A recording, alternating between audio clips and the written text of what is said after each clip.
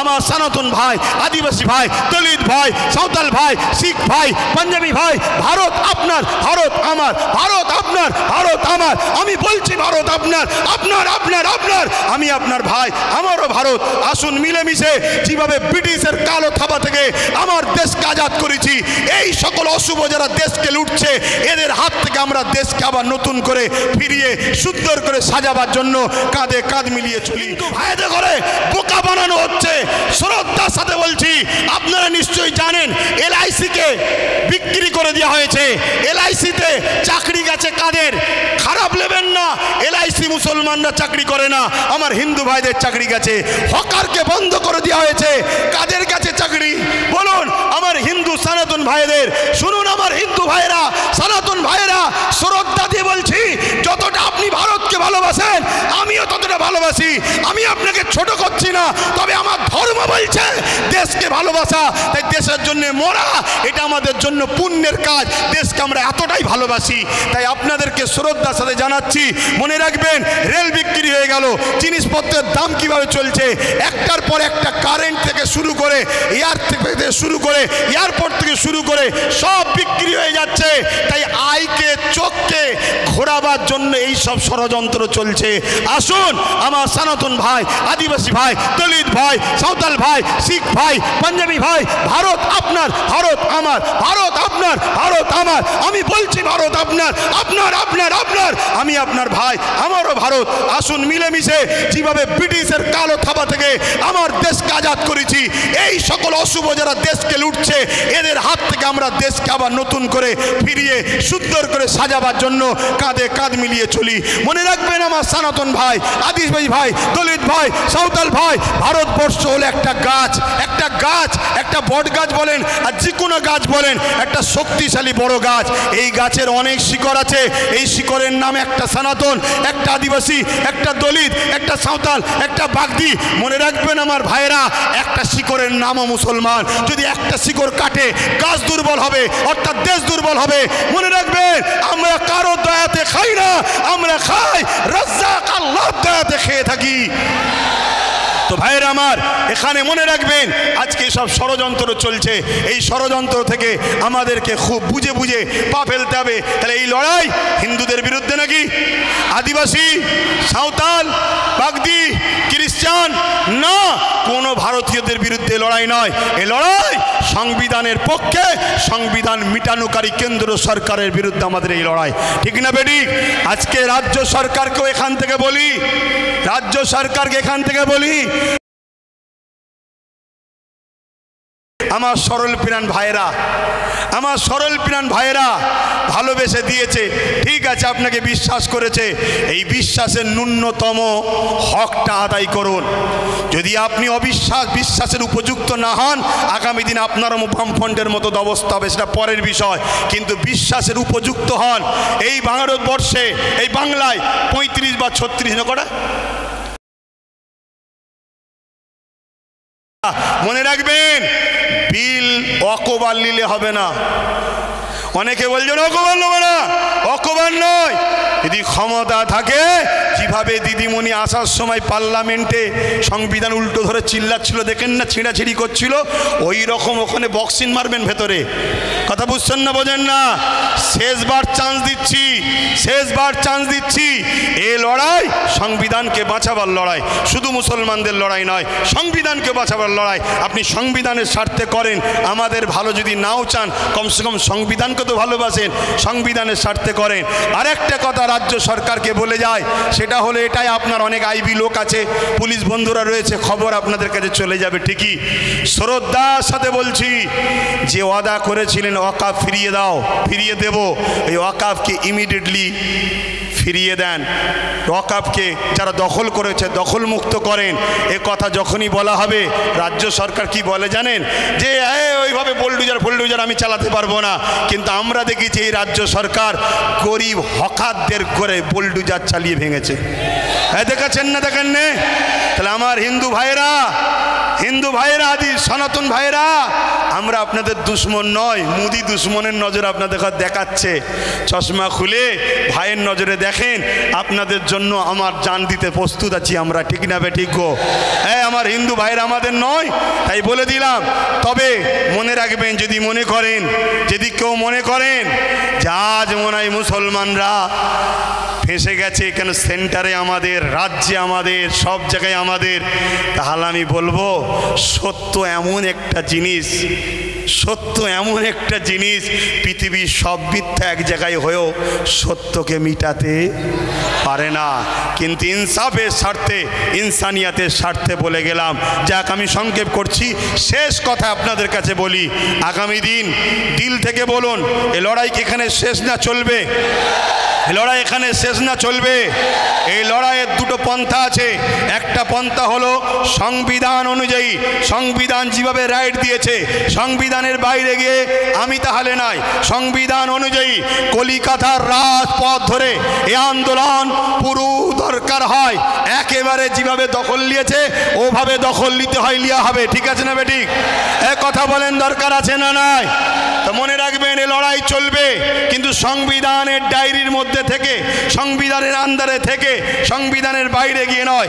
আর একটা কথা বলি, আপনারা বোকার মতো ছুটবেন না। ওই জায়গায় বললাম, চোর ভিড়ে ঢুকে বলছে চোদ্দার চোদ্দার চোদ্দার। যারা আন্দোলন করছে বিগত দিন তাদেরকে দেখা গেছে, যারা ওয়াকাফ ছেড়ে খায় তাদের মুখে মুখ দিয়ে গুজুর গুজুর করেছে। আমার একটু ভাষা খারাপ ভাই, কারণ আমার ছেলে শুকিয়ে আছে, তো আমার ছেলে তো খেতে পাই না, আমি তো গার্জেন, আমার বাচ্চা শিক্ষা পাই না, আমার বাচ্চা গরিব, আমার বাচ্চা কলকাতায় হোস্টেল পাচ্ছে না, পড়তে পাচ্ছে না, অথচ কলকাতায় 33 খানা এতিমখানাকে দখল করে রেখেছে শাসক। 33 খানা এতিমখানা রয়েছে কলকাতায়, ভিআইপি জায়গা রয়েছে, ওই জায়গাগুলোতে সব বিভিন্ন প্রমোটিং হয়ে যাচ্ছে, কোটি কোটি টাকা লেনদেন হচ্ছে রাজ ক্ষমতার জোরে। এমনি বলিনি যে রাজ ক্ষমতা দরকার, এমনি বলিনি রাজ ক্ষমতা দরকার। আরে আব্বাস সিদ্দিকী আসবে না, ওই নওশাদকে দিয়েছে, ওটাই থাকবে তোদের সাথে। আমি আমার যেটা করছি করব, কিন্তু তোমাদেরকে ভাবাচ্ছি, তোমরা ভাবো, তোমরা ভাবো। আজকে বিধানসভায় এতগুলো তো মুসলিম এমএলএ রয়েছে, এমপি রয়েছে, এই গত কদিনে, এই গত পরশু দিনে আলোচনা হয়েছে, কারো মুখে কথা নেই। তোমাদের নওশাদ, তোমাদের, এ ভাঙড়বাসী, তোমাদের নওশাদ, তোমরা গর্ব করো, তোমাদের নওশাদ। তোমাদের এই ভাঙড়ে পাওয়ার গ্রিগেড যখন তৈরি হয়, 3 বিঘে ওয়াকফ জায়গা ছেড়ে নিয়েছে। আমি বলে যাচ্ছি, মিলিয়ে নাও, 3 বিঘে ওয়াকফের জায়গা পাওয়ার গ্রিডের নামে নিয়েছে। পাওয়ার গ্রিডের প্রয়োজন আছে না নাই ভাঙড়বাসী জানে, ও বিষয়ে যাচ্ছি না, আরও জায়গা আছে তো, কিন্তু ওয়াকফ নিবি কেন? কথা বুঝে আসছে? আমি একটা ছোট্ট কথা বলবো, অনেকে বলতে পারে নওশাদ কি করলো, আমি একটা কথা বলবো, ওর আমি বড়, আমার ধর্মীয় হিসাব অনুযায়ী ও আমার জুতো ঘুরিয়ে দিতে হবে, ওর বড় ভাই আমি, সম্মানের দিকে। কথা বুঝে আসছে? আমি ওর নাম করতেছি নি।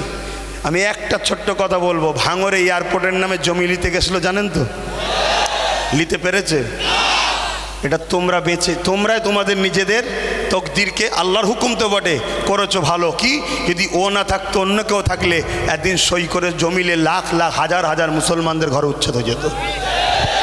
কথা মাথায় ঢুকছে? কিন্তু ওই নেশার ঘোর এখনো কাটেনি। শুধু একটাই করো, যেখানে মুসলমান গ্রুপ বেশি হয় কেস দিয়ে তুলে দাও, নাই ভোটাভুটিতে ভাগ করে দাও, আর না হয় জমি অধিগ্রহণের নামে কেড়ে নাও। তো ভাই, আমি আর কথা বাড়াবো না। আগামী দিন আপনারা আমার সাথে আছেন তো নাকি? কথা বলুন, আছেন তো নাকি? একেবারে সত্য হাত তো, এটা একদম কোনো ধোকা নয় তো। অনেক কষ্ট করে যেতে হবে, গাঁড়ের পয়সা খরচ করে। সরকার নয়, আমি সরকারি ফান্ড নেই, সরকার নয়, সরকারি ফান্ড নেই। আর আমাকে পিছন থেকে সরকারও দেয়নি যে আব্বাস তুমি একটু নেবে যাও, আমাকে বলুনি, শুধু ওইদিকে বলো না, 8 আনা যে খাবে সেও চোর, 1 টাকা যে খাবে সেও চোর। কথা বুঝে আসছে না নাই? তো সেই জায়গায় হাত নামান। আগামী দিন বাপ ভাই আমার, সবাইকে একটু সংগঠিত হতে হবে। মা বোনেদের ঘরে বাড়ি বাড়ি গিয়ে শোনাবেন যে ওয়াকফ আমাদের বাঁচাতে গেলে গণতান্ত্রিক প্রক্রিয়ার সংগ্রাম যেমন, আর একটা হলো কি, লাঠি তৈরি করতে হবে। লাঠি বোঝেন না? হ্যাঁ, যেখানে বিল হচ্ছে সেখানে যদি আপনার লোক থাকে, বিল ধরে ছিঁড়ে ফেলবে। বেশি কথা বললে চেয়ারের উল্টো দিক দিয়ে দেবে। হয় দরকার আছে না নাই?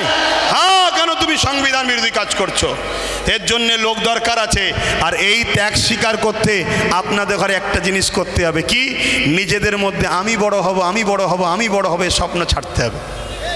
নিজের বাচ্চার ভবিষ্যতের জন্য আসো, সব কিছু কুরবান করো, লোভ লালসা কুরবান করো, চিটিংবাজি ধোকাবাজি কুরবান করো। দু চারটে গাদ্দারি করেছে বলে চিন্তা করনি, মনে রাখবে ও গাদ্দার দিলে চিন্তা করার দরকার নেই। আল্লাহ যেটা করে ভালোর জন্য করে, পচা ঝাঁজ বেরিয়ে যায় ভালো, কারো জন্য কোনো কিছু আটকায় না। তো যাক, কেন্দ্র সরকারের বিরুদ্ধে আমাদের এই সংগ্রাম আজ থেকে শুরু হলো 6 ডিসেম্বর, আগামী দিন চলতে থাকবে।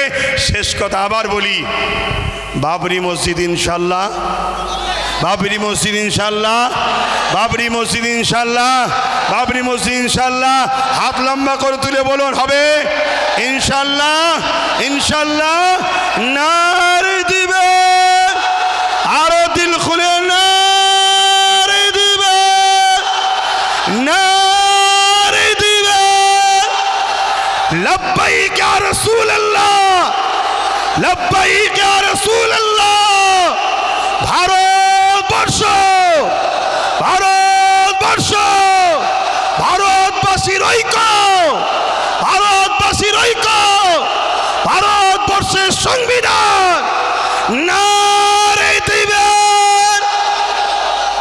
পুলিশ বন্ধুদের সঙ্গে আমাদের কোনো রাগ নেই, তারা আমাদের বন্ধু, তারা আমাদের বন্ধু। কিন্তু অশুভ লোকের হাতে ক্ষমতা চলে যাওয়ার জন্য পুলিশ বন্ধুরা বাধ্য হয় পরিবার, চাকরি, নিজের জানের হেফাজতের জন্য আমাদের উপরে লাঠিচার্জ করতে বাধ্য হয়। কথা বুঝে আসছে?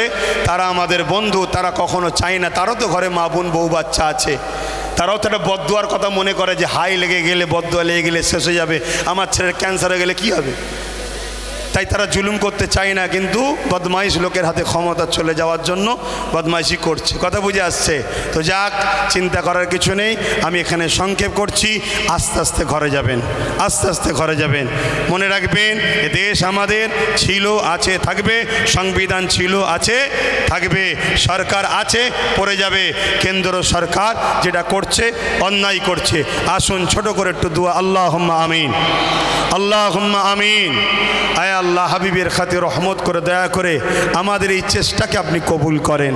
আমরা ভুল করেছি আল্লাহ, বারবার সেকুলার নামে ভণ্ডগুণকে বিশ্বাস করে মেহনত করে তাদের জন্য লড়াই করেছি, ভাই ভাই খুনোখুনি করেছি, মারপিট করেছি। আজকে সেই সেকুলার গুণ সব ডুব মেরেছে। আর কেন্দ্রের জালিম সরকার মসজিদ, মাদ্রাসা, দিন ইসলামের ওয়াকাফের উপরে হাত দিয়েছে। মালিক, আপনার কাছে দোয়া চাই, ফেরাউন যেভাবে মিটেছে এদেরকেও মিটাবেন, নমরুদ যেভাবে মিটেছে এদেরকেও মিটাবেন, সাদ্দাত যেভাবে মিটেছে এদেরকেও মিটাবেন। মালিক, আমার দেশকে এই জালিমদের হাত থেকে হেফাজত করুন। আমার দেশের সেনাবাহিনী, পুলিশ বাহিনী, বিএসএফ বাহিনী যারা সংবিধানকে নিয়ে চলে তাদেরকে সুস্থ জীবন দিন, তাদেরকে পরিবার বাচ্চাদেরকে হাসি খুশিতে রাখেন। আমার দেশের সনাতনী, হিন্দু, জৈন, খ্রিস্টান, শিখ, পাঞ্জাবি, বৌদ্ধ, সমস্ত ধর্ম, বর্ণের, ভাষার মানুষ সবার মধ্যে মানববন্ধন দিন, সবাইকে মিলেমিশে রাখেন। তামাম কায়নাতের সৃষ্টিকর্তা আল্লাহ, জানি আপনি আমাদেরকে পরীক্ষা নিতে শুরু করেছেন যে তোরা আমাকে কত ভালোবাসিস দেখব।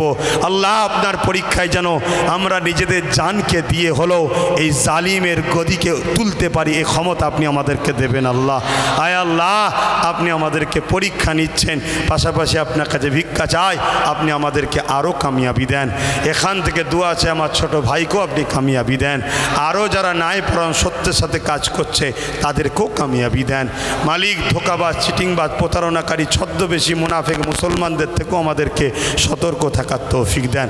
আমার রাজ্যকে সুন্দর রাখুন, ভালো রাখুন, নিরাপদে রাখুন। প্রশাসন বন্ধুদেরকে আল্লাহ তাদেরকেও সুন্দর জীবন দেন। তাদের উপরে অনেক চাপ, প্রেশার, তারপরেও দোয়া চাই মালিক, তাদের পক্ষ থেকে যারা নিরপেক্ষভাবে কাজ করে তাদেরকে ভালো রাখবেন। আর যদি কেউ গায়ের জোর, পাওয়ারের জোর দেখায় মালিক, তার বিচারও আপনার কাছে দিলাম মালিক, আপনি তাদের বিচার করবেন। এই সাধারণ মানুষকে আপনি হেফাজত করবেন। এই সংগঠনের ছেলেদের প্রচেষ্টাকে কবুল করুন। আমিন। লা ইলাহা ইল্লাল্লাহ মুহাম্মদ রাসূলুল্লাহ। আসসালামু আলাইকুম।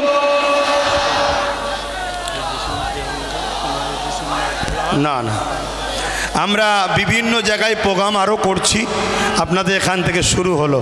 তো যাক, আস্তে আস্তে যাবেন, আস্তে আস্তে যাবেন। যেদিন আমি